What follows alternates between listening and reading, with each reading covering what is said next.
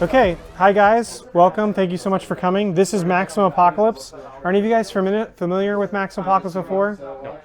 Okay, no problem. I describe Maximum Apocalypse as a cooperative roguelike adventure game for 1 to 5 players in this box. This is the third big box expansion in a line of Maximum Apocalypse products, but we have designed this to be a great entry point for new players.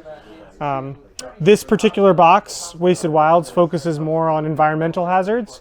So we have an ice tile set, if you will, which I've set up on the board, and there's also a scorched earth tile set that's still in the box. And we have 2 different campaigns circulate around each of those things. You know, the world getting super cold, sort of entering a second ice age, or the world more likely going to sort of a global warming situation with deserts and marauders and that type of thing.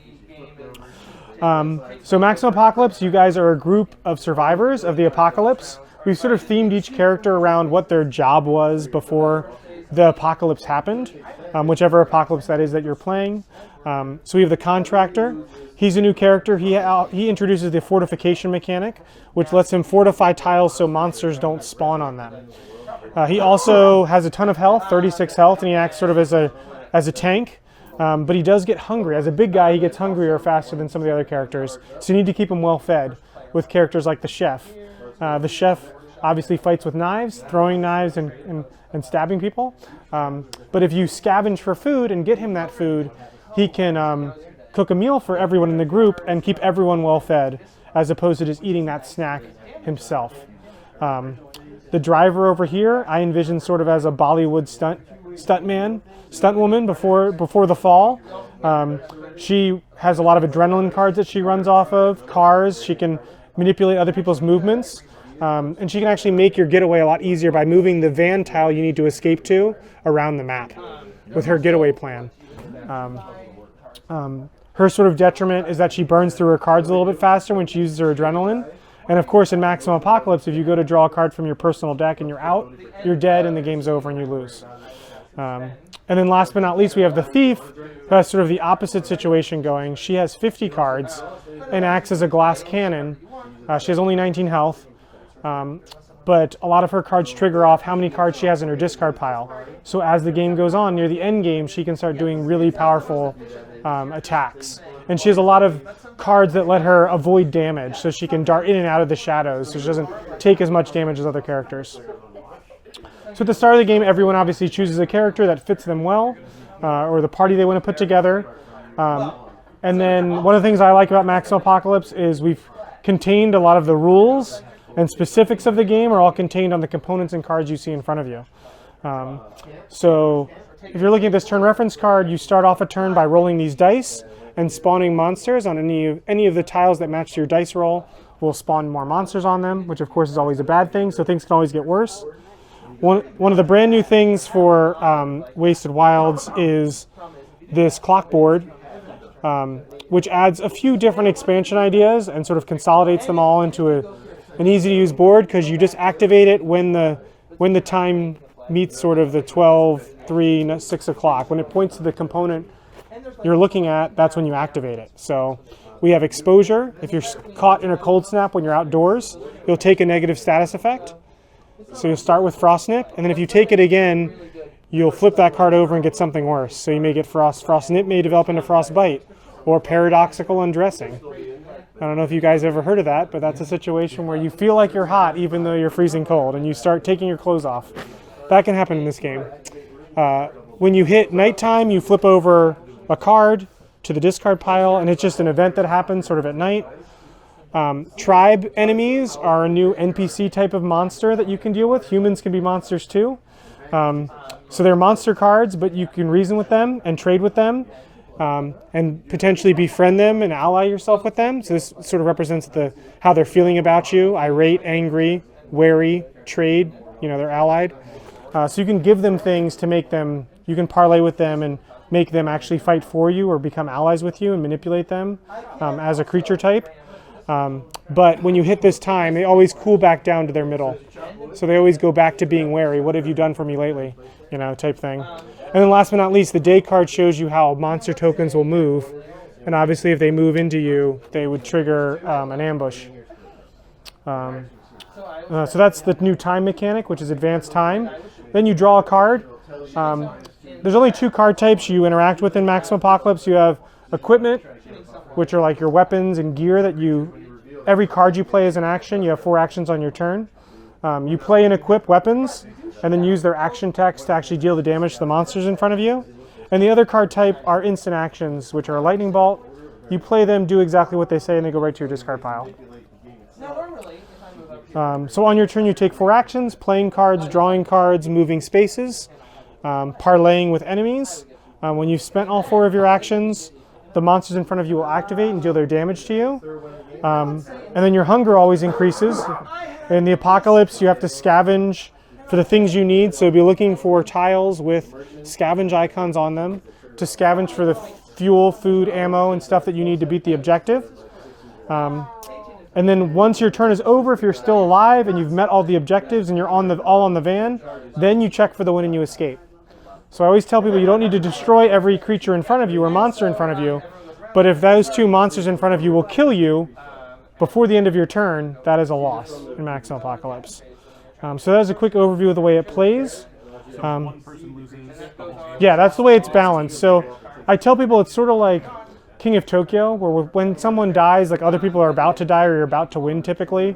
So, you know, you can play out your last few turns to see if the 2 of you would have escaped, and it doesn't take too long, but it would be considered a loss as far as the rules go. You know, as far as the balancing of, you know, people always ask, what's the win ratio of like your cooperative game? That's a loss, even though 2 of the 3 of you won or whatever. Yeah. Any other questions that you guys have? The most accurate thing is probably to say 20 to 30 minutes a player. But in general, it's, you know, 60 to 90 minutes. It does depend on which mission you pick, so the first mission's a little easier than some of the later missions, you know, that type of thing. These are monster tokens? So they represent like a growing threat. Okay. So when you move into them, there's some mechanics about sneaking past them, or you have to draw more monsters. They represent sort of like a growing threat on the board. If you ever run out of monster tokens to place on the board, or on tiles, and you know the supply is empty, that's also a lose condition where you're overwhelmed, like there's just too much monsters, too many things have been invaded or whatever. So And the little ABC stars. those are objectives, so I just sort of use those as examples to mark. Usually the mission log will tell you, you know, put objective A 3 spaces away from the van, and then objective B 2 spaces away from that. So you may have sort of like a path of things you know you're going to. And then when you get to those objectives, you typically spend an action to interact with the book as a mission action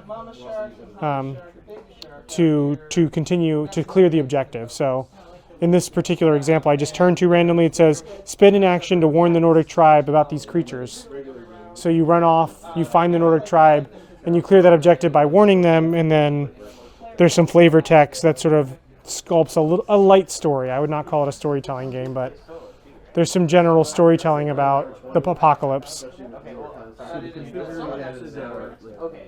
You said something about having like an early campaign, early configuration of it, right? So there's a configuration of the tiles that when you lay them down, they're already meant to be, you know? No, these tiles are completely random. So you can replay a mission and it can be completely different, because sometimes these objectives don't start out. Sometimes, like this particular mission I set up is you're trying to build an encampment for your survivor group, a more permanent settlement. So you need to find a rail yard that has lumber in it, and then find a safe place to build that rail yard. So the rail yard is one of these tiles. So the first objective would be to find it. Okay. Then that's objective's going to appear on it. When you reveal it, it tells you to put the objective token on it. And when you interact with that token, that's the lumber that you're carrying to your destination to build your camp. Got it. Okay. Then the mission after that, you'll flip that van tile over, and your camp's on the other side, and you'll start on a camp tile. All right, so even though that book is a mission guide and it tells you the things you're going to do in order, it doesn't dictate what the map. Correct. Got it. Absolutely. So we have map suggestions, of like layouts of what a correctly set up mission of that mission could look like, but you don't have to build the map this way. This is just a legal map for this mission. It's just an example. Does it give an idea of how many tiles to put down? Yeah, this set is the same. This tile set are the same tiles for every mission. All the tiles. This is all the tiles for the Frozen Wild campaign. So you can play through mission 1 through 12 Oh wow. with these same tiles. They'll be the same tiles. You'll learn them. You don't switch tiles until you get to the Scorched Wasteland campaign, and you'll swap these tiles out for some of the tiles left in the box, which are more desert, like beach themed. But you always use the full number of those tiles. You don't Correct. have like a map that's less tiles. Correct. That's right. Yeah, it's always about 25, 24 tiles. Okay. Cool. And part of the reason for that is because setup and teardown is really important. And that tray right there, if you take off the top, all these tiles go in the bottom. The scavenge cards go on top of that, and you can store it right back in the box, and it's ready to be taken out and played again. All you need to do is shuffle those tiles out and build a map. And the only rule for the map is you can't have like floating tiles. Tiles need to be orthogonally adjacent. So I can't do that. That's not legal. Diagonals aren't allowed. But this would be allowed. That's a legal map. Cool. So that is Wasted Wilds, guys. Thank you for listening. If you have any other questions, happy to answer. But I think we probably should rotate.